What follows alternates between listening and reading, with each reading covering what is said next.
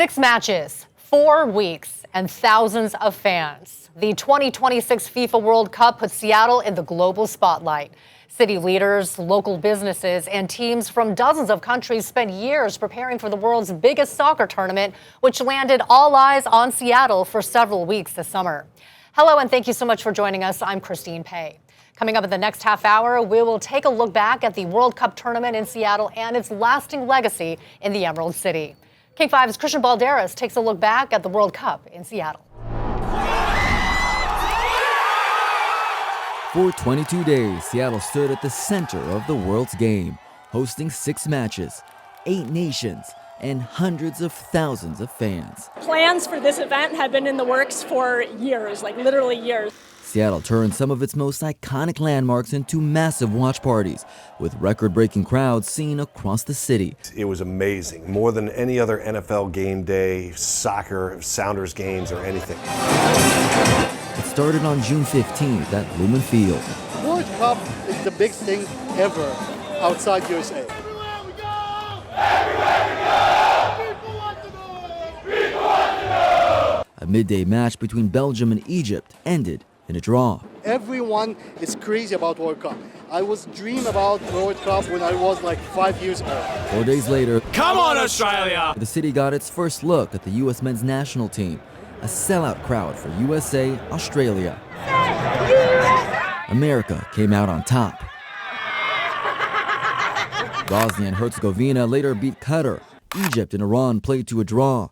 And Belgium overtook Senegal in the round of 32. Then on July 6th, the U.S. returned to the Emerald City for the round of 16. Let's go, baby, USA! For a moment, Americans across the country believed. USA, we have the greatest team in all World Cup history. We're going to win this World Cup. That a sport still fighting for attention in the U.S. could deliver a storybook run. USA! USA! USA! But instead, I want to congratulate Belgium because they were good. America was left heartbroken. Like I told before, it's a very good team, but I think we were not in our level. I think we never connect with the game. Sing it! The Belgian Red Devils beat the U.S. 4-1. The U.S. men's national team will be lifting the trophy this year, but for 22 days, Seattle welcomed the world. Core memory for life, absolutely, once-in-a-lifetime experience. And for a little while, the world's game belonged to Seattle. Reporting from the Emerald City, I'm Christian Balderas. It was a triumphant World Cup run for the United States men's national team until the July 6th match against Belgium. Their World Cup run came to an end in Seattle, falling to Belgium 4-1 in the round of 16. More than 68,000 fans packed Seattle Stadium, creating one of the most electric atmospheres the city has ever seen as the Americans played their first World Cup knockout match on Seattle soil. Belgium controlled much of the match while the U.S. got on board with a goal from midfielder Malik Tillman, but it wasn't enough as Belgium added another late score to secure its spot in the quarterfinals. The loss ends a memorable tournament for the United States, which advanced out of Group D before defeating Bosnia and Herzegovina in the round of 32 to reach the knockout stage. Before the match, the streets of Seattle were a sea of red, white, and blue. Thousands of fans marched from the Seattle waterfront to the stadium. City officials estimate that nearly 1 million people were in downtown Seattle during the round of 16 match between the United States and Belgium. Let's take a look back at the march to the match. On here, people are getting amped up. We haven't moved yet, but you can hear the drums, the American flags going. A lot of excitement. We even saw some red and white smoke here, too, as the excitement builds. I mean, if you just go behind me right there, yeah, look at that. Thousands of people just gathering here along Western Avenue and Seneca Street.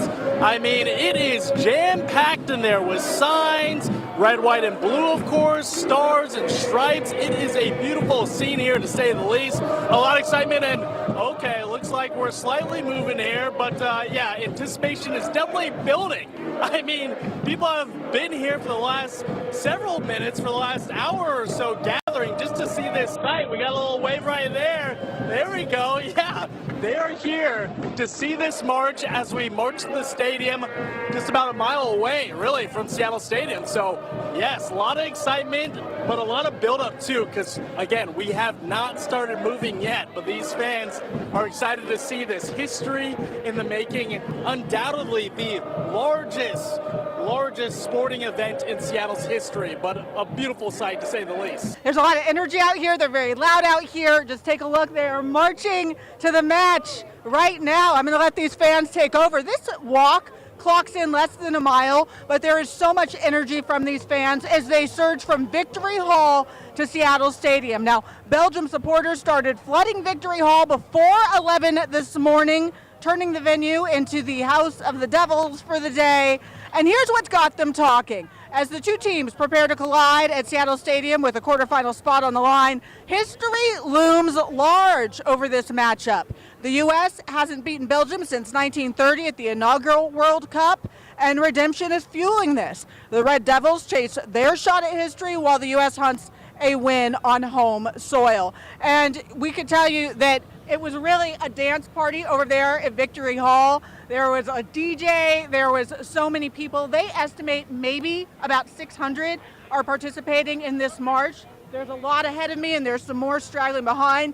They're going to be over at the stadium continuing this party as they get ready for 5 o'clock tonight. All the fans are here having a great time. Kelly, I'll send it back to you. That looks so much fun, Natalie. I'm a little jealous that you're out there in the sun. I hear there's about to be 1 million people. Seattle's biggest event here happening today. Ooh, you have someone there with you. A red card. We have a red card alert. The controversy also is looming over this. What do you think about the red card drama? We can call Trump or Infantino, and it's all gone, cancelled. So yes, we feel a little bit disappointed about the decision, but we're still gonna win. Hear that? They're still confident, and you know what? This is not the first person. Many people are telling me they're not happy at all about what happened with that red card. So that's been a big part of the conversation out there. But as you just heard, still confident. Still confident. We have the greatest team in the world. A small country, America is very big. I think Seattle is as big as Belgium. All right. We are going to win. There you go. That's what the Belgian fans have to say. I know USA fans have a different perspective. Oh, we're back to Brady. We're winning the cup. We're taking it home. Let's do it. Let's get the bag. That's right. And we're back here. We're back here really quick, Ben. What were you just saying? Do you think that we're going to win something? What are we going to win? We're winning the cup, baby. It's coming home. It's coming. Red, white, and blue. That's right. Come on, I love this guy. Look at that. Look at that. A lot of new friendships here. A lot of passion. A lot of fun. We'd love to see it. Let's give you a look at this right here. Yep, you see that wave. Red, white, and blue. A lot of good chants. Yep, this crowd is confident. This crowd is confident. Kickoff just in a matter of hours.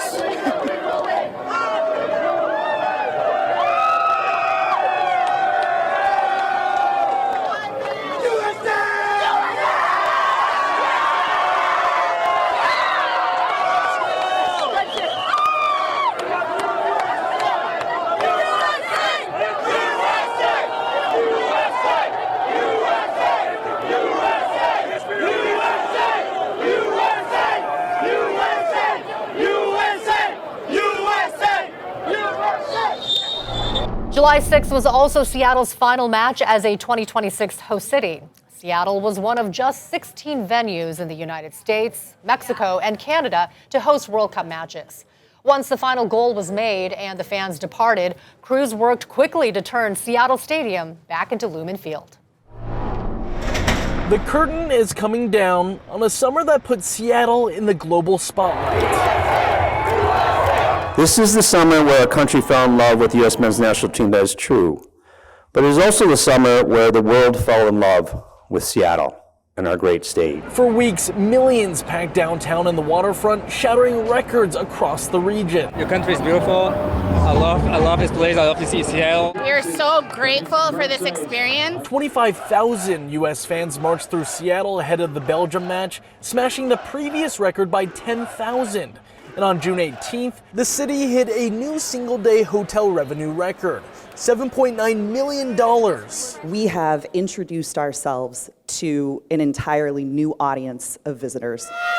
The surge was felt everywhere. SeaTac and Link Light Rail both reporting their busiest days ever. In just the first week, more than 750,000 people turned out for fan events, with another 450,000 visits to the waterfront. And while the tournament is over, Seattle isn't wasting time looking ahead to the next big opportunity. I did get a chance to speak to FIFA about it yesterday, and I'm like, look at this. How do you not give us the freaking World Cup and the Women's World Cup in 2031? From 52 new soccer fields to public art across the region, the World Cup's legacy will live here for generations. A global moment, now part of Seattle's story. I think there's one word that sums out how we are all feeling right now, and that is extreme pride.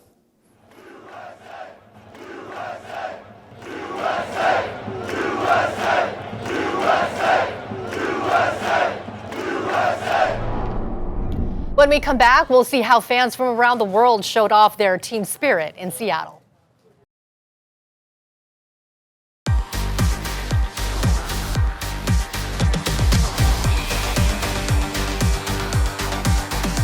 Welcome back. Seattle thrived as an international hub for fans from all corners of the world, arriving in the Pacific Northwest to cheer on teams from Australia, Egypt, Iran, and Bosnia, plus more. In these next few stories, we'll see how fans celebrated and came together as a community united by the game, both inside and outside of the stadium.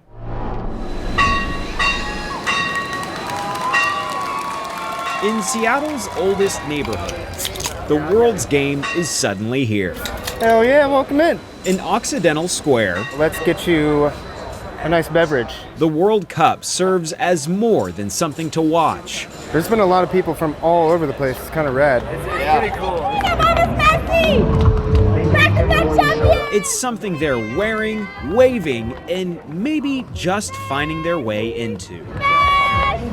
Every 4 years, the game has a way of reminding us how big it really is. Didn't really hit me until yesterday. We were actually at the Egypt-Belgium game, and it was just kind of cool. Like, I've been to that stadium before, but seeing it in a World Cup venue was pretty cool. You can see it when jerseys, colors, and pride show up in the same place. Everyone's wearing their jerseys from their favorite club team, their nationality.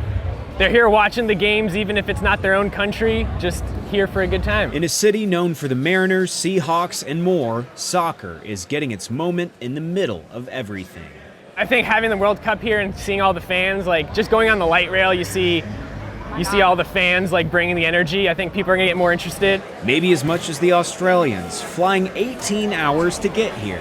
Yeah, we're going to Victory Hall, 7 a.m. on Friday. And then we've set up, or the supporter group has set up a march. For the Socceroos, the dream is bigger than a game against the United States. We can make it to, I think we're looking for the quarters this time. You know, we've never won a knockout game. So if we can get to the round of 32 and if we can get our first knockout win, that'll be brilliant, and we'll be there. The party continues this weekend when a little-known DJ comes to town. That's the pull of the World Cup, an event that opens the door to the rest of the world. It's only going to get crazier, too, as the week goes on, too. In Seattle, Alex McClune, King 5 News. In the eye of the storm that is the Mexico Watch Party in Pioneer Square, the crowd is wound up with energy and passion. And for a night, this is a break from reality. My first time. Sophia Lorando came with her running club. All strides? Yeah. Just a few of the hundreds throughout the city to support their national team against the Czech Republic. As someone who was not born here, I've always said community. And when I joined my run club, that's where I found it. Community is what brought Armando Acucci-Balso here. Because it's culture, you know? This brings everyone together. And it's just unites everyone. This is his first watch party, too. You're just gonna have a huge party. you're gonna talk to people that you never met, and that's the point. For so many of these fans, this celebration is an outlet, especially as they feel uncertainty about their place here in the U.S. as it relates to federal immigration policies. Viva Mexico! After everything that has been going through in the country and everything, seeing everyone being so passionate about where they're coming from and how much they love their country, it means a lot. And like, I'm just so proud of being Mexican, and I'm here, yeah. And certainly not alone. In Seattle, Jim Nelson, King 5 News. The Emerald City is hosting one of the largest parties on Earth. A party dedicated to the global game, with the whole world tuning in or here to witness the spectacle in person. Where are you from? What do you think? What do you think? Of course I'm from Egypt, from the oldest country in the world. We are football fans. Football, you know, Belgium, soccer fan, Belgium. football. Vive la Belgique! Yes, we love Belgium. A sea of red flooded the streets outside Seattle Stadium, with more than 66,000 fans packed inside. For many, this is a dream match years in the making. World Cup is the biggest thing ever outside USA. Everyone is crazy about World Cup. I was dreaming about World Cup when I was like 5 years old. I didn't have the chance to have it. Luckily for me, now it's in my home city, Seattle, and it's the best thing ever. Now the World Cup is happening in our backyard. How come we'll never come back? We'll never come. So we had to be here. And here we go. That was Here a we nice are. experience for sure. While most described the match as electric, there were still tens of thousands of people not able to score a ticket. We were looking for a miracle, you know, how the Grateful Dead say it. And so far we haven't been able to get tickets, but, you know, we're rooting them on. We're going to go watch them down at the Belgian American bar. Most fans we spoke with told us they shelled out about $500 to reach their goal. For many, that price was too steep. But for some, they still wanted to get a feel for the game live and in person. I think it's better than all the seats inside because it's free. Whether you're watching inside or outside, the beautiful game is here for the summer. What a match to keep the World Cup spirit alive here in Seattle. Fans claimed the more than 300 free tickets within 2 hours of going online. But far before this day, Norwegian immigrants helped shape the neighborhood. We've got our big Freya bars. The items in the aisles of Scandinavian specialties travel a long way to reach Ballard. Ani Korpi and the staff stock the shelves with imported goods. A lot of people come here for a hit of nostalgia. Sour rainbow sticks, maybe? Different candies, food in our cafe. From the candy to the cafe, World Cup customers have been finding their way in, buying up flags and jerseys for Norway's quarter-final match against England. Best striker in the world. Ida Norheim grew up on an island in the Arctic Circle. She remains close to home with the help of the store. You come for like a little bit of a taste of the homeland and yeah, some of the sort of, especially kind of breads and cheeses and things you grew up with. Yeah, milk chocolate? Scandinavian Specialties has been in business for more than 60 years, supported by customers who moved to the Pacific Northwest from Nordic countries or grew up with the heritage. Our pølse, which is a Norwegian hot dog. Ballard's Norwegian roots trace back to the immigrants who helped build Seattle's commercial fishing industry. Today, people of all backgrounds are celebrating the nation, from every goal to every Viking row.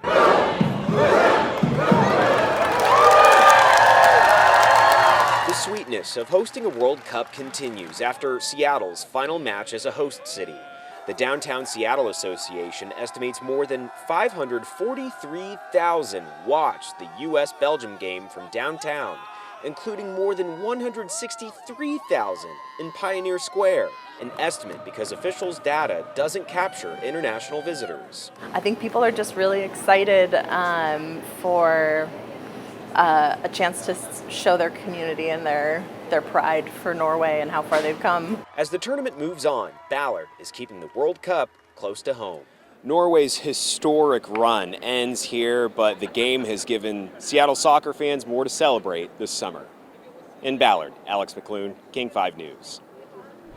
When we come back, some local businesses and Western Washington cities did not see as much profit as expected. We'll look into what happened next.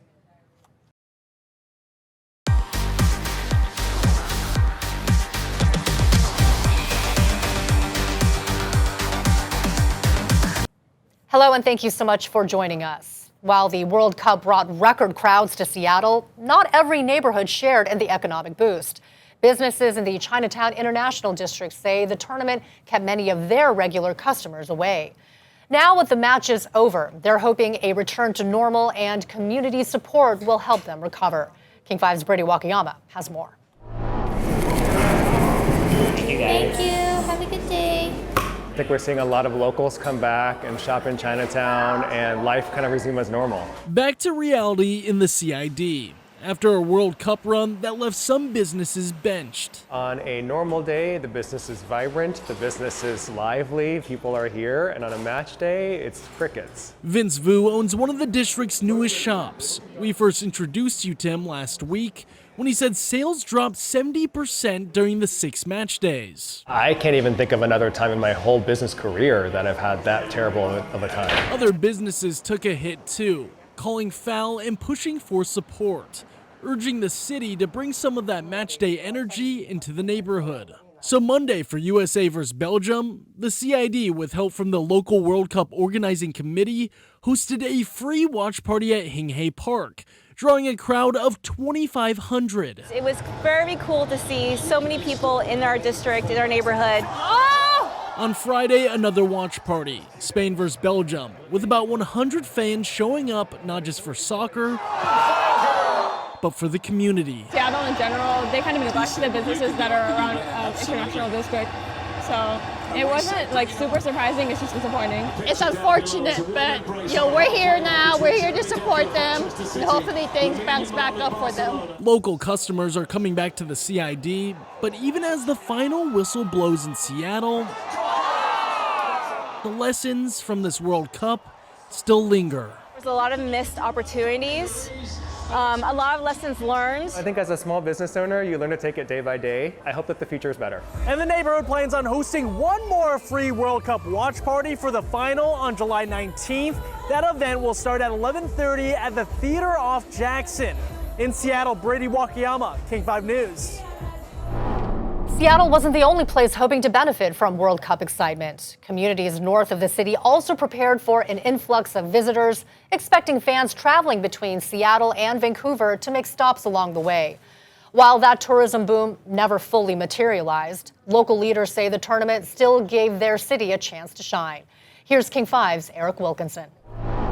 One hotel manager we've spoken to here in Bellingham says he hasn't seen a single foreign tourist here for the World Cup. Many believing it's the locals like these folks who are keeping the World Cup fever alive. Have you all been helped? Few businesses knew what to expect when the World Cup rolled into Western Washington. Absolutely, I'll get that right up for you. But they knew it had potential to be something special. What I was expecting for business was, let's party. Bellingham was ready to party with 2 big events today. This one shutting down a city block filled mostly by locals. We're enjoying a little uptick in people that just don't want to go to the big cities and don't want to deal with all the chaos. A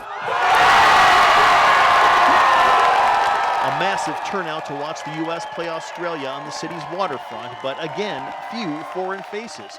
This Aussie's called Bellingham home for more than a decade. He had a hard time finding anyone from down under. There's a few of us getting around the place, not many, but yeah, it's really good. Up and down the northern I-5 corridor, there was a hope that tourists would stop in places like Whatcom, Skagit, and Snohomish counties because of their locations between World Cup matches in Seattle and Vancouver. But that largely hasn't happened. Hard numbers won't be available for a month, but anecdotally, businesses are calling it a typical June. The feeling isn't knocked away. Still, the event is being called a success for smaller cities. Bellingham spent $200,000 on World Cup festivities. Officials say it's worth it, simply for the exposure. To put Bellingham on the map of people who might not otherwise have known about it. For local soccer star turned World Cup ambassador Temris Lane, it's about sharing the sport she loves with her kids and the rest of America. It gives us the opportunity to learn about each other and be reminded of our humanity. Thank you so much for joining us on this look back at the 2026 FIFA World Cup in Seattle. Until next time.